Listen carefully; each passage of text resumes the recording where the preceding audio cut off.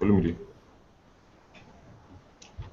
Good afternoon, everyone, and welcome to another edition of our Google Plus Hangout by Channels Beam. My name is Victor Matthias, and today on the program, I am being joined by Bamshai Victor.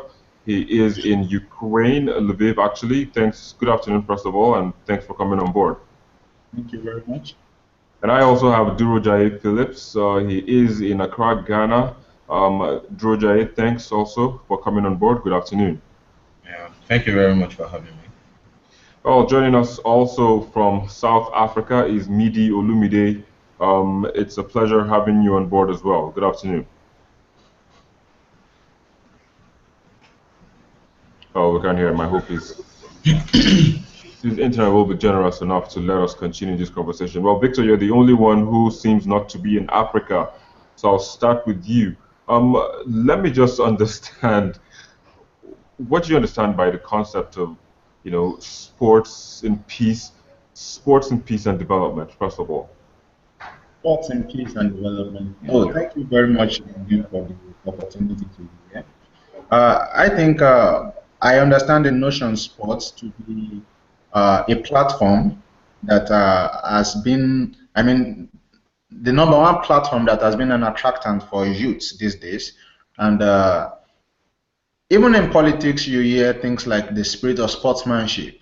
So it makes sure that there's a platform for agreement, a platform for unity, a platform where people see one another not as competitors but as comrades.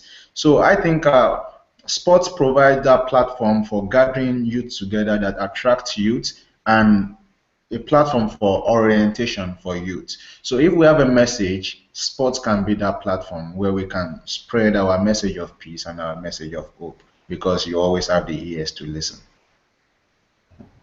All right. Well, you're going political now. We've been seeing, bringing us up to a political side of the word sports. But then, Phillips Durojay, let me come to you to understand your own perspective of this concept. I believe that sports is it's Okay. I would prefer you look at the camera. You're looking elsewhere. okay. Yeah. I believe that sports is a tool for the whole community. Is a tool for youth. I believe sports can be entertaining. I believe sports can be fun. I believe sports can imbibe the competitive spirit within youths. And I believe that and also we know the sports industry is a $1 trillion industry, and it's ripe for business. You can move into the sports business and make a lot of money and have a lot of impact on youth. So I believe sport is an all-round thing that everyone in one time or the other have participated in, will participate in the future also. Okay. We're now talking about the future. Most people have seen football develop over the years. Betting, watching online, and a few other developments have come to grace the football circles. But one key thing that the United Nations is beginning to sell, actually, it's been on board for a while now, but I think we've had only like yeah, 3 years back, it became the resolution was actually passed at the UN, which is now peace and development. How have you seen that? How do you see that? How has that gone so far? I mean, what can you tell us? What have you seen in terms of peace, bringing about peace in our communities? Well, if the young people in the community have nothing to do, if they have nothing to engage them, they will eventually, as in, go into vices and start doing things that do not favor the general community. But if there is sports, they have places where they can go, as in engage themselves in in sports. They have soccer fields, they have basketball courts, they have skating rinks. Like I'm a skater. They have these things to engage them. They won't have the mind, or they won't have the in quotes free time to be thinking of vices. So that's why I believe that sports can be a very big tool to foster peace in communities.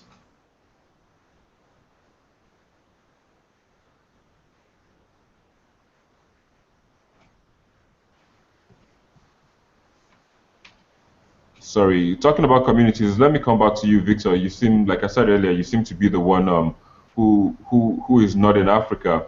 But then sports has already been identified as a significant player, in promoting social integration and even economic development in different geographical, cultural, and even political contexts, like you mentioned earlier.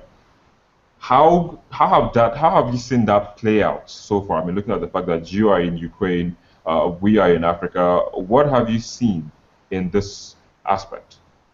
I'll tell of my own story. I think my proficiency in Russian language right now was uh, was built by my participation. I mean, my active days of playing basketball. On court, I get to interact with the Ukrainian guys. Then I was living in the city of Mykolaiv. Uh, you see, through that interaction based on the basketball court, I was able to not just build social skills but also learn the language because I had to communicate with them almost every day that we get to play basketball. So basically, I would say from my own experience, it's been able to build tolerance. I mean, even they want to learn about my culture, and what gave them the platform was the basketball we shared in common. So I think not just me, for everybody who has been involved in sports, when we see that there's mutual respect on that platform, and I think it's something we should encourage because it will lead to cross-cultural tolerance and even ethnic peace. Okay, like now we have the World Cups, and all these competitions. What would you say is the impact of such competitions, on fostering peace in our societies? Yeah, the first thing is when you look at World Cup, for instance, uh, for every let's look at the country hosting it, or even not just World Cup, every major tournament that countries participate in. Let us look at the host countries. The first thing is it places those countries on the map. Investors begin to come in. That means right now it boosts the economy. Now, in preparing for those games, there is job and employment opportunities created. So it means right now we have less idle people, and when we have less idle people, social vices will be reduced. And it also make you want to learn about the country you are going to, the next country you are, or who your opponent will be, and because of the respect in the sports, we have something called international and mutual, respect and responsibility and care for one another, and that can lead even to better multilateral and bilateral relationships between countries and also ethnic groups. Okay, well, that's on an international scale. Phillips, let me just come to you. As you are aware, we have a little bit of skirmishes here and there, communal clashes, in Nigeria. How can we use sports to promote peace in societies that have been ravaged by such factors?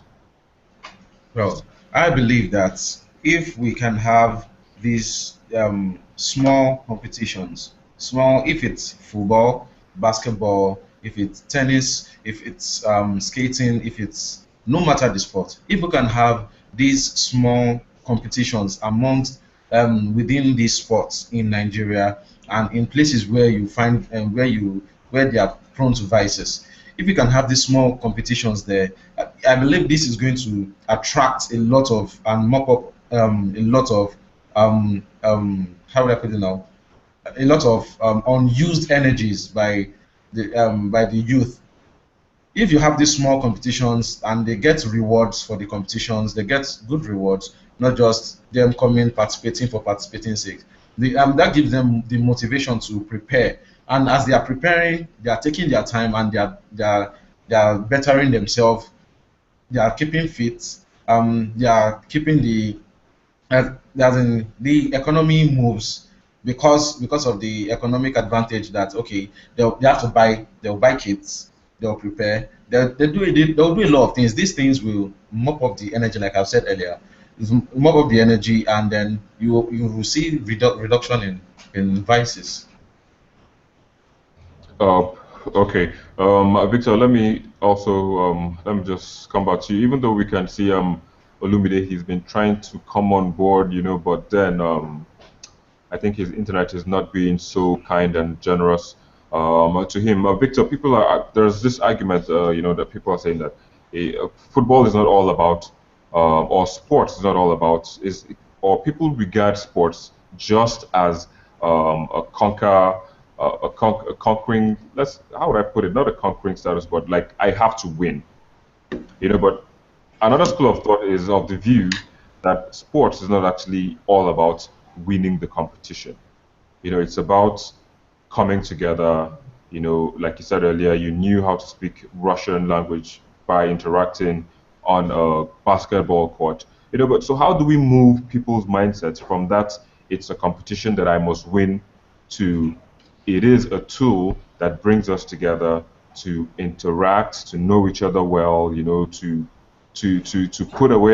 put aside our differences. How do we move from point A to the point that we want to move to?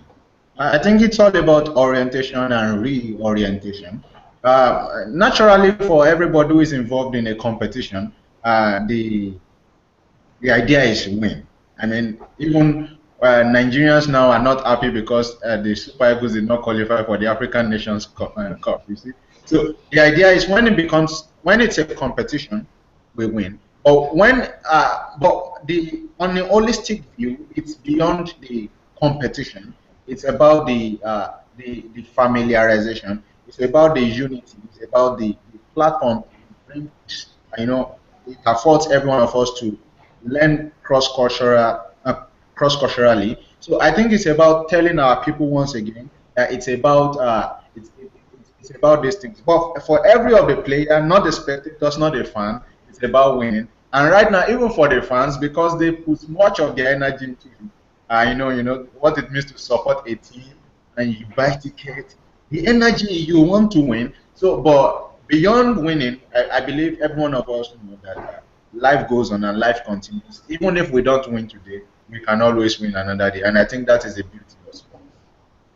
Well, let me come back to you, Phillips. Okay, how would you put, because even apart from those competitions that people like Victor said, ordinarily want to win. We also have like novelty matches. Would you call for more novelty matches to ensure that to foster peace? Because we have novelty matches to raise funds, for charity homes, for maybe ailments, maybe cancer and all that. Would you say more charity matches or novelty matches should be organized, but this time around just to foster peace?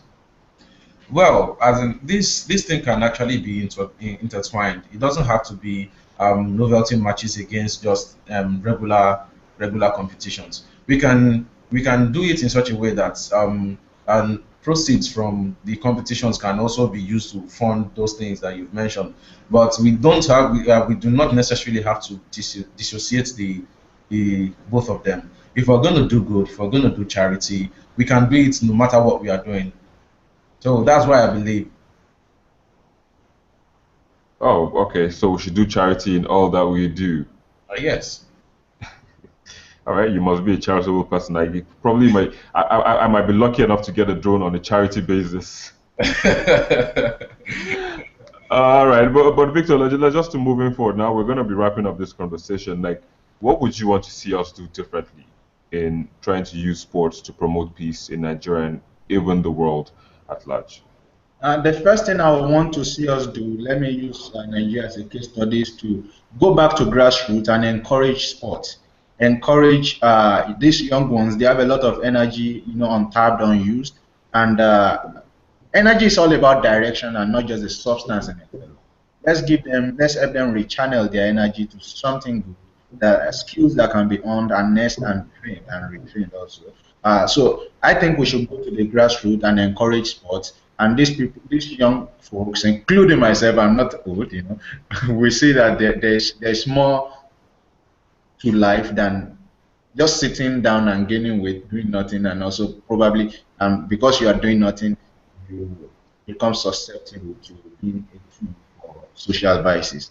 So I think we should go back to the grassroots and encourage sports, and our sports can grow from there. and people begin to appreciate. You know, traveling for one competition or tournament to from one state to the other for tournament begin to make you learn and appreciate the differences of other people rather than just sit down and say, no, because they are different, they are not acceptable.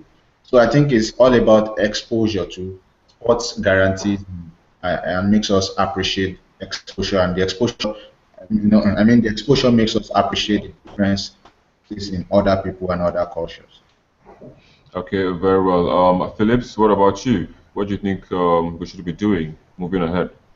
To add to this, to what he has said, I believe that if there are more like entrepreneurial endeavors in sports, like people as in clubs or organizations holding their own events and holding their own events and encouraging sports from the grassroots. We do not necessarily have to say everything is the government, the government, the government. If organizations can do those and support sports in the grassroots, I believe sports is going to be a very very good way to foster peace because we will engage our young folks, we will engage them and not hello Go ahead. We hello can listen. We can hear you. Go ahead. okay, yes, we'll engage our young folks and we won't be bothering or we won't be bothering about them engaging in vices. All right. Very well. Let's wait and see how that plays out. But Olumide is back. Olumide, if you can hear us, good afternoon.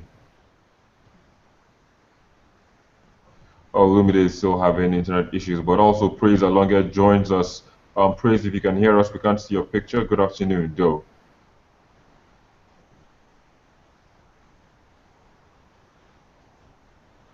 Well, it seems Praise's internet too isn't too good. But Olumide, can you hear us now?